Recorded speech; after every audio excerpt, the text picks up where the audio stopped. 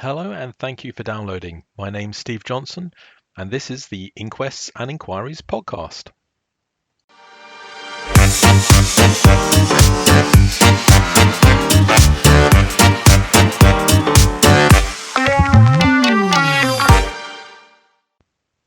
Hello and welcome to episode 2 of the Inquests and Inquiries podcast. For episode 2, we are looking at health and health incidents in the UK. I've assembled 36 sources which consist of reports and inquiries into various failures within the UK healthcare system. Several reports investigate specific incidents of poor patient care, such as the Mid Staffordshire and Gosport hospitals, or highlighting systemic issues like inadequate staffing, poor communication, or a lack of accountability. Other documents examine broader systemic problems, including the contaminated blood scandal, inadequate commissioning processes, and failures in NHS board governance. Several of the reports focus on the implementation of recommendations made following significant inquiries, such as the Francis report, which addressed the failures at Mid Staffordshire. Finally, the Winterbourne View report details the abuse of vulnerable adults in a care setting and the subsequent efforts to improve care for individuals with challenging behaviour. But you won't be hearing my voice discussing these issues or recommendations. Instead, you're going to hear two slightly American-sounding voices, which are artificial intelligence voices. They are going to discuss, across about 15 minutes, all of these documents in order to try and find emergent themes and patterns, but entirely using a large language model.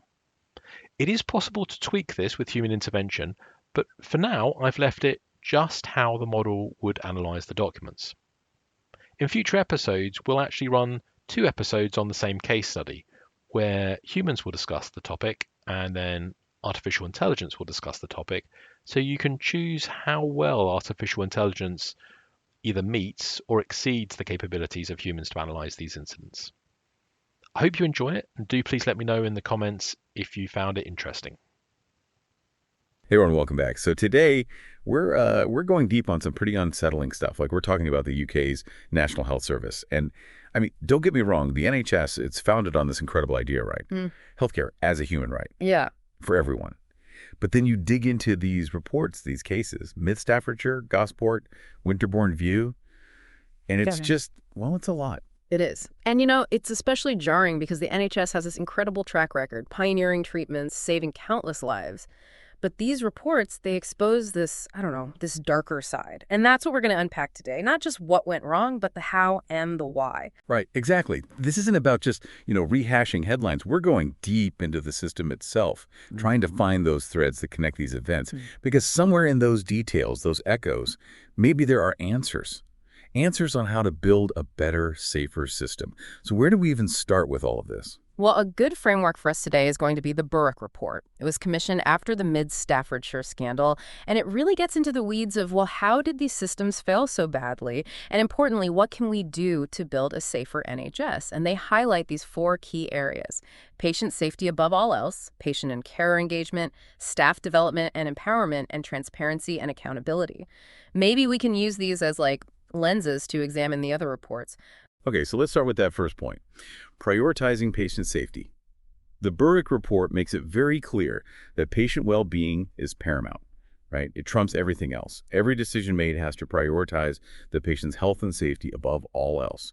But, and this is the hard part, when we look at cases like Mid Staffordshire, Gosport, even Morecombe Bay, how often did money, like financial concerns or just operational pressures, end up overshadowing the actual needs of the patients? It's a recurring theme, sadly. Like in the Mid Staffordshire scandal, that involves some truly awful failures in care at Stafford Hospital between 2005 and 2009. And a big part of the problem was this push to achieve Foundation Trust status, which would have given them more, financial autonomy. But to get there, they implemented all these cost-cutting measures, and ultimately it was the patients who paid the price. It's disturbing how easily patient safety can get sidelined, even in a system that's designed to protect it. It is. And that takes us to Gosport War Memorial Hospital. Over 450 patients died from, well, basically they were given the wrong doses of opioids. And it wasn't just one bad doctor. The inquiry found a system that just wasn't set up to protect patients. It's almost like the system was protecting itself, not the people it was supposed to be serving. It's a troubling thought, for sure. Which leads us to another big point in the Burrick Report. patient and carer engagement. Were they heard? Were their concerns listened to and acted on? Because when you read through the Gosport Inquiry, it's heartbreaking. Families were ignored, dismissed, silenced. Exactly. The Gosport Inquiry really highlights what happens when you ignore patient concerns. Family members, they were raising red flags about these high doses of opioids, but they were met with indifference, even hostility. Imagine being in that position, knowing something is terribly wrong, but you're powerless to stop it. It's a terrifying thought. And tragically, this pattern of silencing voices, it pops up again in the contaminated blood scandal, right? Thousands of people infected with HIV and hepatitis C through tainted blood products. But they weren't told. They were denied critical information about their own health, their own treatment. The contaminated blood scandal is a perfect example of what happens when you fail to engage with patients openly and honestly. These reports, all 7 volumes, they really highlight that. Patients were treated as passive recipients of care instead of active participants. And it makes you wonder, if they had been listened to, would things have been different? It's a question that haunts you as you go through these cases. But it's not just about patients and families speaking up, is it? It's about the staff, the people working within the NHS. Could they speak up? Or did this culture of fear, of blame, did that prevent them from advocating for their patients? Yeah, and that's a really important point. Because when you look at Winterbourne View, Morecombe Bay, mid-Staffordshire, it's like this culture of fear, of blame. It's pervasive. People, especially those on the front lines, they're afraid to speak up, you know? They don't want to challenge decisions. They're afraid of what will happen. It's so disheartening. You'd hope that in healthcare, the priority always would be patient well-being, and that raising concerns would be, I don't know, encouraged even. You would think so, but the reality is those pressures, they create this environment where speaking up feels dangerous. Take Winterbourne View, the abuse that happened there, it was horrific. Patients with learning disabilities. And the reports afterward, they showed that people who tried to expose what was going on, they were silenced, or worse, punished. It makes you realize those who do speak up, they're incredibly brave. Yeah. Because they're often met with resistance, not support. Exactly. And that brings us back to something else the Berwick report emphasizes, transparency and accountability. For a healthcare system to learn to actually improve, it needs to be open, acknowledge mistakes, hold people accountable. So the question is, after these tragedies, was there a genuine effort to learn? Or did a lack of openness just make things worse? Well, the contaminated blood scandal, that's a prime example of what not to do. Decades of withholding information, destroying documents, avoiding accountability. Families were left in the dark. Not only were they dealing with this horrific situation, but they couldn't even get answers. It's a stark contrast to how things were handled with the Francis report. Yes, the report showed terrible failings at Mid-Staffordshire, but it also led to this push for a more transparent NHS. So on one hand, you have secrecy, a lack of accountability. And on the other, you have a report that, while troubling, sparked a push for openness, for confronting the truth. Right. It shows how important it is to handle these issues the right way, to be open, to be accountable. Absolutely. But let's move beyond these broad themes for a bit and look at some specific examples, like communication breakdowns. Were there instances where vital information wasn't shared? And if so, how did that contribute to these tragedies? Oh, absolutely. And one of the most heartbreaking cases is Morecombe Bay, avoidable deaths, mothers and babies, at the maternity unit at Furness General Hospital. And it all stemmed from these communication breakdowns. Midwives and doctors, they weren't communicating effectively, and families paid the price. It's terrifying how such a basic thing, communication, can have such life or death consequences. It is. And then there's the contaminated blood scandal, again. And it wasn't just the contaminated blood itself, it was the failure to communicate the risks. Patients had no idea about the potential dangers. No one effectively communicated the risks of HIV and hepatitis C. And this is a pattern we see over and over again, failure to share information at critical moments. And it often leads to devastating consequences. And what makes it even more frustrating is that it's not just a lack of communication, it's also a failure to learn from the past. Oh, absolutely. And the contaminated blood scandals is the perfect example. They knew early on that they needed more stringent screening for blood products, especially for hepatitis C. But those recommendations, they weren't implemented effectively.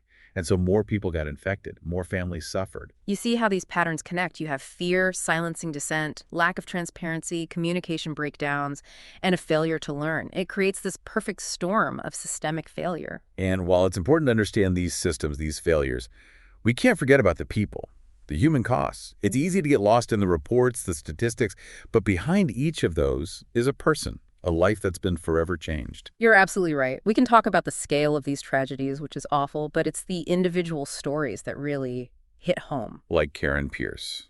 Her story is in Volume 2 of the Contaminated Blood Scandal Report.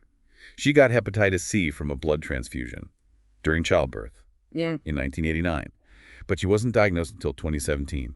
28 years. Imagine that. Living with that burden, that uncertainty for so long. And it wasn't just the physical toll of the disease, it was the emotional weight too. She had fatigue, depression, all sorts of debilitating symptoms. But when she went to the doctors, they dismissed her, made her feel like it was all in her head. It just goes to show, these failures, they don't end with a misdiagnosis or a botched procedure. The impact, it ripples outward, affecting people's lives for years. Decades even. Absolutely. And think about the stigma, the isolation that people with HIV/AIDS faced, especially back then. Not only were they dealing with a terrifying illness, but society treated them like outcasts. They were shunned, denied jobs, even abandoned by their families. Volume 2 of the Contaminated Blood Scandal Report, it's full of these stories. It's heartbreaking. It's a stark reminder that the true cost of these failures, it goes way beyond the immediate harm. There's trauma, isolation, this erosion of trust. And that can stay with people long after the headlines fade. We can't forget that. Behind every statistic, every report, there are real human lives. And we can't forget about the families either, the people who lost someone, who are still searching for answers, for justice, for some kind of accountability. The Morecombe Bay and Gosport cases are perfect examples. Families spent years, decades, fighting to figure out what happened, demanding to know how these tragedies were allowed to happen. And they were met with denials, with people trying to cover things up, even hostility, from the very institutions that were supposed to be caring for their loved ones. It's hard to even imagine what they went through. It is. It's easy to feel overwhelmed by all of this, right? By the sheer number of people affected, by how deep these failures run. But I think it's important to remember, even in the face of such overwhelming challenges, there's always hope. I agree. These reports, they expose the very human failings of a system that's supposed to care for people, but they also show the resilience of the human spirit. The families who fought for justice, the whistleblowers who risked their careers, the patients who kept advocating for themselves even when no one was listening. They give me hope. Their stories are a call to action for all of us. We can't just acknowledge these failures and move on. We have to do better, demand better, and work towards a healthcare system that values the well-being and the dignity of every single patient. But how? How do we even begin to do that? How do we go from despair to action? How do we make sure these tragedies don't happen again? That's the million-dollar question, isn't it? How do we make sure this never happens again? Because we've seen it, right? Report after report, the same issues, recommendations for change. And yet, here we are. So what's it going to take? What will it take to finally break this cycle and create a healthcare system that actually works? That's what I keep coming back to. It's easy to feel overwhelmed by all of it. Like, are the problems just too big, too ingrained? But then I think about the families, the patients, those who spoke up. They never gave up. They fought for years, decades even, for some small bit of justice, some hope of change. And that tells me we can't give up either, that even if it's a small step, even a tiny bit of progress, it matters. It makes a difference in people's lives. Right. We can't become numb to it. Can't just accept these failures as inevitable. We have to look for those glimmers of hope. And they are there. If you look closely at these reports, amidst all the heartbreak, the anger, there are clues. There are paths forward. The Berwick report, for example, it doesn't just give us a to-do list and call it a day. It talks about a fundamental cultural shift within the NHS, creating a culture of learning, of continuous improvement, where mistakes aren't punished, they're learning opportunities. Yeah, it's about changing the mindset, moving away from blame and defensiveness towards openness, transparency, because mistakes are going to happen. That's inevitable in any complex system.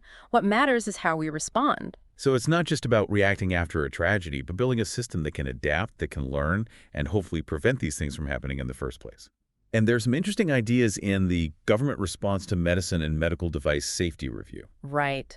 That document came out in response to a review of, medicine and medical device safety, and it outlines some steps to, make things safer for patients. And one of the big things they emphasize is greater patient involvement, giving patients a voice in shaping policies and procedures. Which makes me think about those families in Gosport and Morecombe Bay, how they felt ignored, their concerns dismissed. Imagine if those systems had been designed to actually listen to patients. Exactly. Recognizing that patients and their families, they're not just passive bystanders, they're active participants in their own care. And this document, it also talks about better adverse event reporting, which is really about creating a system where it's easier to identify, track, and learn from mistakes. So making it safe for everyone, both patients and staff, to raise concerns without fear of backlash, and then using that information to prevent future harm. But it's not just about technical fixes, is it? It's about a fundamental shift in attitude, embracing transparency and accountability at every level. Absolutely. And that's where the research on the responses to the Francis report is so interesting. Remember, the Francis report exposed all those problems at Mid-Staffordshire, but it also called for this radical shift in NHS culture, more transparency, accountability, patient-centered care. And the research suggests it's been a struggle to put those ideas into practice. Like there's this gap between what people want and what's actually happening. You're right. The research, it shows that NHS boards, they get it, They see the importance of patient safety, but they're still struggling to really embrace patient engagement, to be more open. It's like they're still stuck in that old way of thinking where transparency feels dangerous. It's a good reminder that change is hard. It's not enough to just write a report.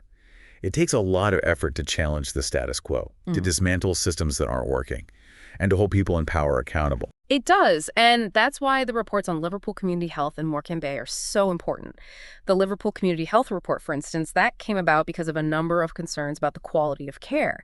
And the fact that they even commissioned an independent review, that says something. It does. It shows a willingness to look at the system, to acknowledge that there are problems. Right. But then it also makes you wonder, why did it take so long? Why weren't those issues addressed sooner? Exactly. And we see that same pattern in the Morecombe Bay investigation, that delayed response, those tragic deaths. And the initial reaction was denial, a refusal to see the systemic issues at play.